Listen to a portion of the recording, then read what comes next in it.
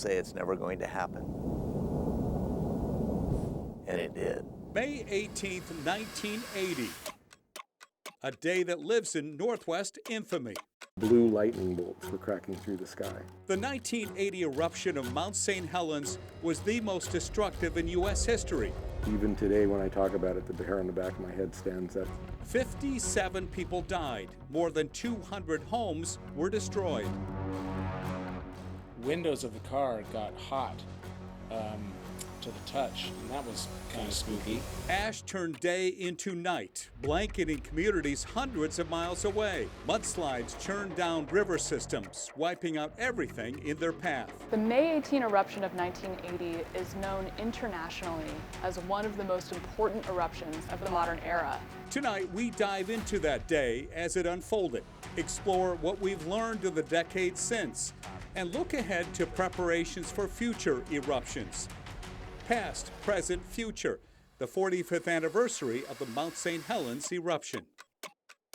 Over the next half hour, we will revisit that monumental event through footage dug out of the Katu archives. Hear stories told through the eyes of witnesses, learn from scientists studying the volcano, and sit down with some of the agencies that would respond during a future event. I'm Steve Dunn. I'm Dave Selesky. Thank you for joining us this evening. We begin with stories of 3 people who experienced the eruption firsthand that day. Katu's Jesse Satin sat down with Mark Smith, whose family was personally impacted. Mark Smith was 20 years old when a series of small earthquakes, Another earthquake. whoa, signaled Mount St. Helens was rousing from its slumber in March of 1980. My claim to fame was I'm the youngest member of the Smith family that owned and operated Spirit Lake Lodge at Mount St. Helens. There is something happening here on Mount St. Helens. After several days of rumbling, the mountain erupted for the first time in over 100 years. Explosions of steam burst through the volcano's ice cap, burrowing out a crater and blanketing the summit with ash. When the mountain started to awaken March 27th, it was exciting in this area. People didn't really know what a volcano was. Over the following weeks, activity continued. The crater widened. Deep cracks split the summit. More than 10,000 earthquakes rattled the mountain, along with more small eruptions. Meanwhile, a bulge started growing on the mountain's north side. It was moving outwards right before the eruption at a rate of about 4 to 5 feet per day. Washington's governor established a 5-mile radius red zone around Mount St. Helens, prohibiting anyone except for scientists and law enforcement from going in. On May 17th, the Smith family and others were allowed back in. I was at the mountain up until 5:30 that evening with about 120 other folks. One thing Mark regrets from that day, not grabbing the family photos, thinking there would be another chance. Lo and behold, on May 18th, a 5.1 earthquake shook the North Slope and created the world's largest recorded landslide, 1 cubic mile, come rolling off the mountain, unleashing a lateral blast. It started as a small plume, and then it grew just into this atomic explosion within moments. And then the blue lightning bolts cracked through the sky. Something just unbelievable had happened. And I got excited, hopped in my Jeep, started driving towards the mountain. Mark got as far as Tootle, where a sheriff's deputy stopped him from going any further. And his radio was going off that there was a log jam coming downstream. And we started hearing the snapping and cracking, and we turned, and these big logs come ripping down around the river, and it's about 25 feet high with just a flood. And they come down and they slam into the bridge and slam into the whole area, and it's just an unbelievable length of logs. That early morning mud flow down the South Fork of the Tootle River was one of several lahars triggered by the eruption. Later in the afternoon, another lahar 10 times bigger than those before it charged down the North Fork. It came around the corner, and the steam and the smell was like sulfur. And on top of the mud flow were log trucks, pieces of houses, where the mud was so heavy it lifted it up and carried it downstream with it.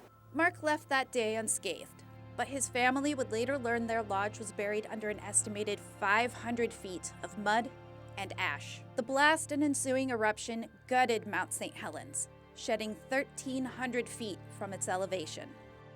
The 1980 eruption became one of the biggest international news stories of the year. K2 crews cover the evolving events day in and day out. Some had their own close encounters with what Mount St. Helens had in store. Katu was on the front lines through every earthquake, eruption, and mud flow of the 1980 cycle.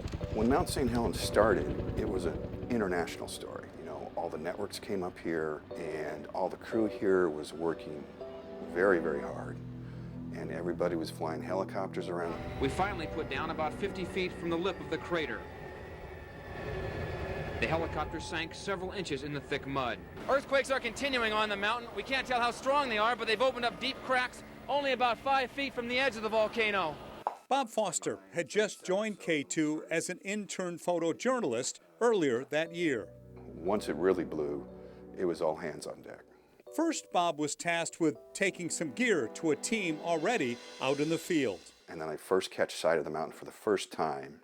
It's just overwhelming as I approach the interstate bridge. And I get on the radio, and I'm just like, oh my God, it's going off really big. And I go, yeah, Bob, we know. After dropping off the gear, Bob was sent on another mission. A radio reporter for our Seattle sister station had been evacuated from an area near the mountain, leaving his rental car behind. Bob was asked to pick him up and take him back in to get his car. So they set off down Spirit Lake Highway in Bob's news car, a Chevy Citation. About milepost 16, we got out of the car, and there I saw the Toutle River full of logs, full of mud. The trees were cartwheeling down the river. They get back on the road. Then coming down another hill, they see mud oozing over the highway. Everywhere you looked in the forest, the underbrush was moving because the mud was rising. And so I turned around, and the road we had just come down, the mud had pushed out a big stump, and I'm going to guess there were telephone wires across the road. So now we were trapped. The mud kept coming in about, like I said, 1-inch waves like concrete. And so I jumped in the car, and then a couple minutes later another wave came and it moved the car just ever so slightly. And that was when I decided to roll down the window and turn off the car and grab all the gear and jump out. And be written on the front here, 5/19, that's the Monday afterwards. And what's the first one? News car mudslide. A true photojournalist, Bob documented the entire thing. Later, he caught a ride out, leaving the news car behind. The car stayed stuck on Spirit Lake Highway for some time until the mud dried out. And so we come back out, and we see this tow truck has this Chevy Citation, and it's being held up like a halibut that's been caught in Alaska. And somebody's there with a garden hose just going. Bob stayed with K2 for the next 40 years and covered Mount St. Helens when it erupted again in 2004. There was an urgency, but it's sort of like we've already done the drill. And also the USGS and the state of Washington knew that, like, okay, here's where we need to pull people back at least to here.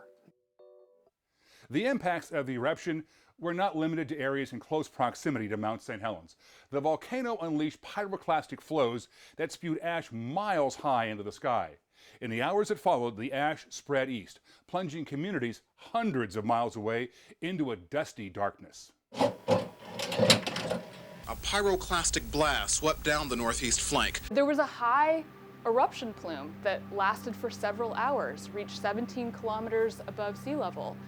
And the pyroclastic flows that issued from the volcano also lofted ash into the atmosphere. The ash quickly began moving east. Chris Ballou got caught up in it with his mother and brother. They were driving home to Seattle from Spokane. They had no idea what was unfolding. So we got, I don't know, maybe 20 or 30 miles away from Spokane and started to see this big dark cloud coming at us. And we thought, this is going to be a big storm. And the cloud got bigger and bigger, and pretty soon it went over the car, and pretty soon it went all the way behind us, and pretty soon the horizon was just a strip, and then it closed off, and it was dark. And somewhere in there we turned on the radio and realized that this is not a storm, this is a volcanic eruption. As the cloud enveloped them, ash began falling out of the sky. And when it started to fall, the windows of the car got hot to the touch, and that was kind of spooky. Despite this, they kept going. We thought, we can make it through, and we just have to power through, and then we'll get to the sunshine on the other side of the ash cloud. But it just didn't. It was relentless. Chris says the ash was falling so densely, his mom began to experience vertigo while driving. She couldn't tell what was up, what was down, what was right, what was left. So my brother and I had to look out the windows in the back seat and tell her when she was driving off the road. Some of those harrowing moments were actually recorded on a boombox his mom had in the car. You're on the right, but you're okay. Doing good. You're going off to the left. You're going to go off the road, right? In a couple seconds. Mom, turn right. No, I'm not. I see the left one. I see the markers. I do too. Eventually, their system broke down.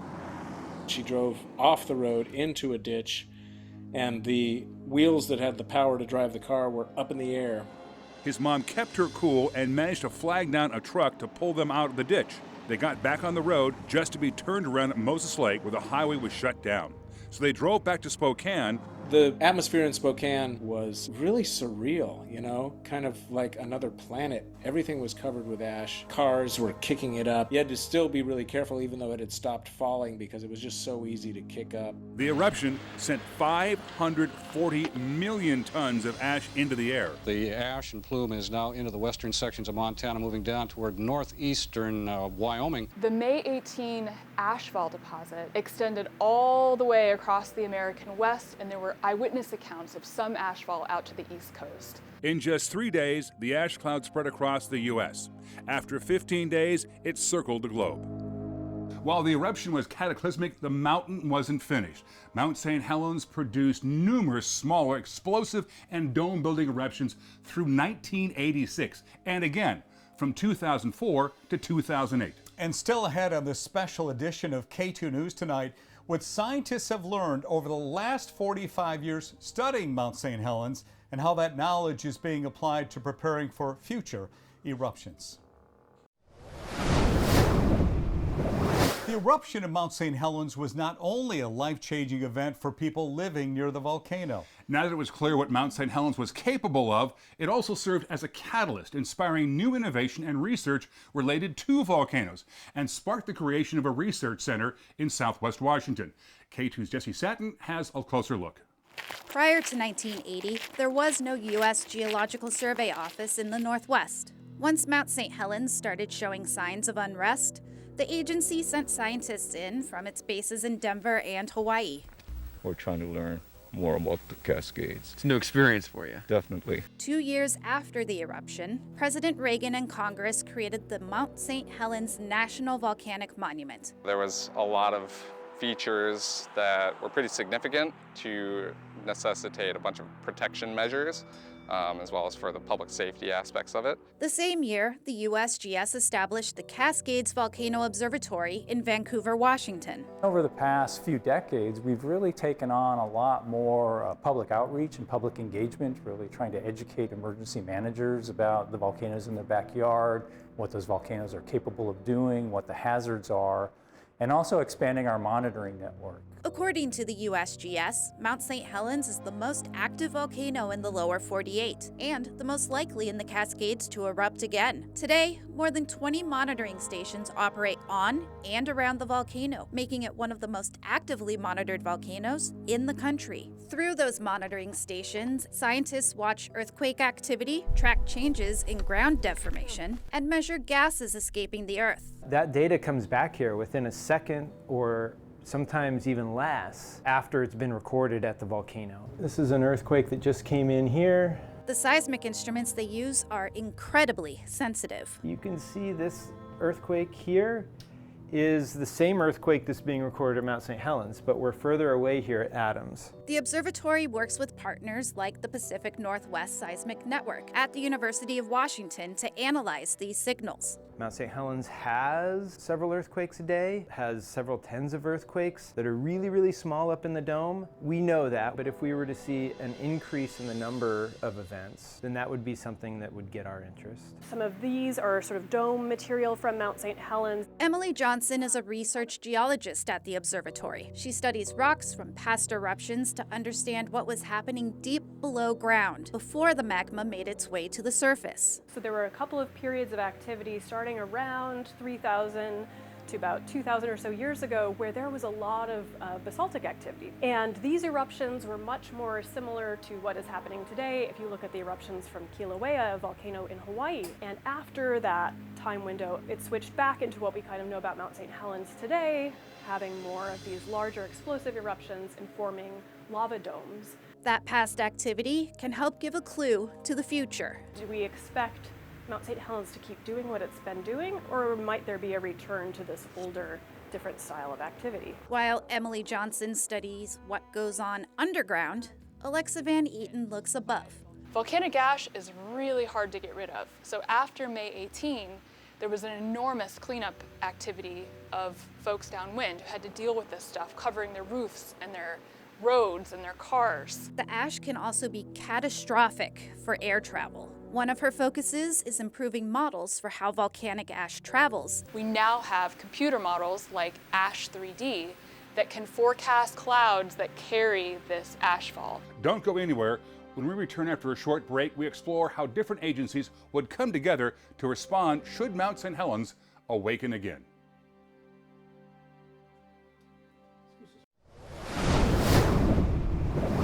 As we just heard, scientists with the USGS are studying Mount St. Helens to prepare for the possibility of a future eruptive event. If another eruption does occur, the response will include several agencies from federal to state to county to local. We spoke with several of these agencies to learn what's being done today to prepare for the future.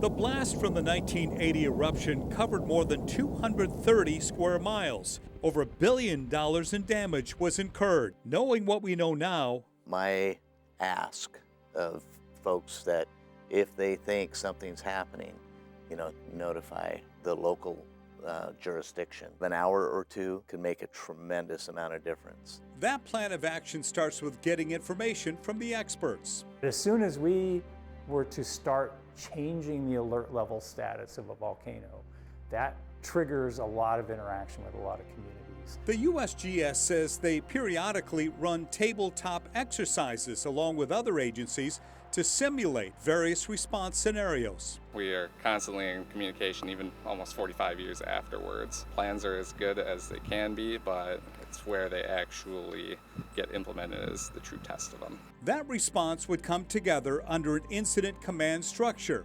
creating a chain of command and communication structure for the different agencies.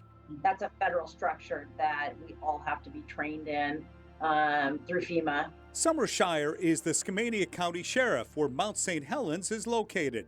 She points to the 2023 landslide that wiped out a portion of Spirit Lake Highway, stranding 12 people at Johnson Ridge Observatory as an example. If you had to get these people, then what does this look like? In Department of Transportation, because that's their highway, how does that pan out? And then Cowlitz County is just on the outside of it. It was a Skamania County event, but they had to come through Cowlitz County to get to it on a state highway on federal land under a federal park. And this is what I hope comes out of the collaboration planning, is that we can identify a person or a group that will be in charge instead of this. And that's much what happened during the 1980 eruption of Mount St. Helens.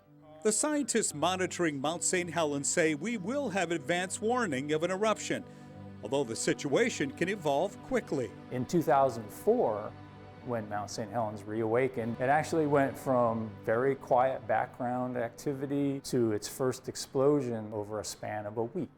Emergency responders urge people living nearby to keep preparedness in the back of their minds. Evacuations are a very difficult thing to do. It's not just get in your car and leave. There are no current signs of eruption activity increasing, but if it does, the chances that we are going to see May 18, 1980 size eruption again are relatively minimal. It's just a really unique and treasured landscape that is known globally and lived locally, and it's got lots more that seeks to be understood. It's just whether or not we're able to listen. The Cascades Volcano Observatory offers a free volcano notification service anyone can sign up for. They'll email you updates on what's going on with Mount St. Helens and other Cascades volcanoes. Counties also have emergency alert services you can sign up for as well. We'll have more information on how to sign up for those on our website, katu.com. That does it for this special Mount St. Helens 45th anniversary edition of K2 News. Thanks so much for joining us.